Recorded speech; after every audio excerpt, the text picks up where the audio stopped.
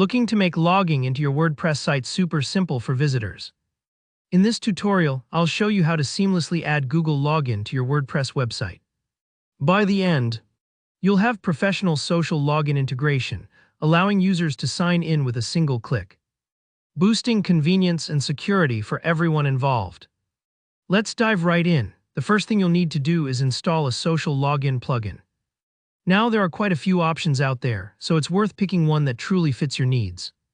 In 2026, some of the best-rated plugins include Nextend Social Login, which is fantastic if you want something straightforward and reliable right out of the box.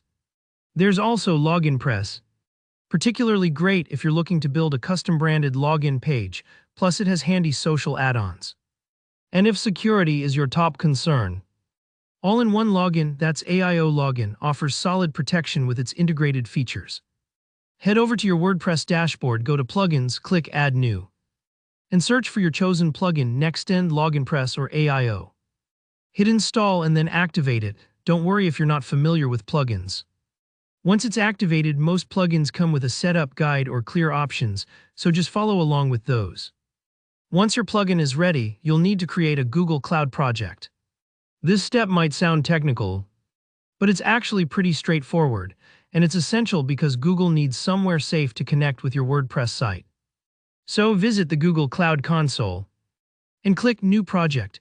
Give your project a name that makes sense for your website. Something like My WordPress Login works well and keeps things organized. Next, you'll set up the consent screen. This is basically what your visitors see when signing in with Google.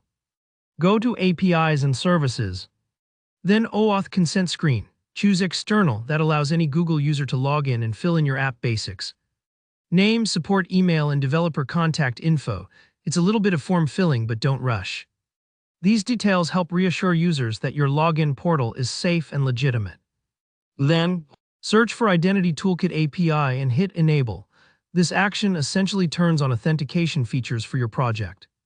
Now, with your project set up, you'll need to generate OAuth 2 credentials. These are your site's keys for secure connection to Google. Kind of like a secret handshake.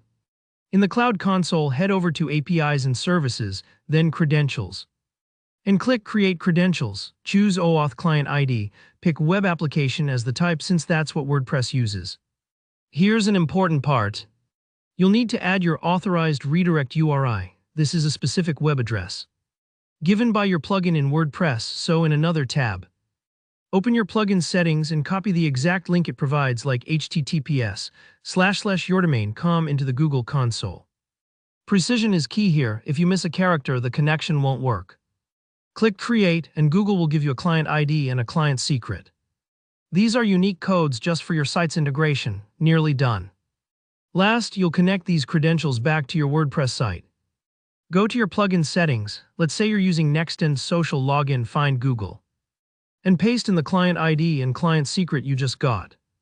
Save your changes. Most plugins offer a Verify Settings or Test button. Click that to make sure everything is working smoothly. This part might take a few seconds as the plugin checks the connection. If all's well, just enable Google as a login provider. Now your login page should be sporting a shiny new Login with Google button, ready for visitors to use. From here on, whenever someone wants to sign up or sign in, they can skip the hassle of typing out passwords and simply use their Google account.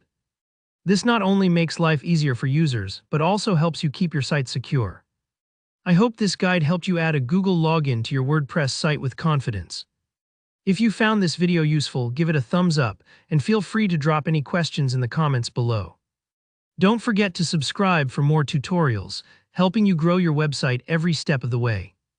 Thanks for watching, and good luck with your new social login integration.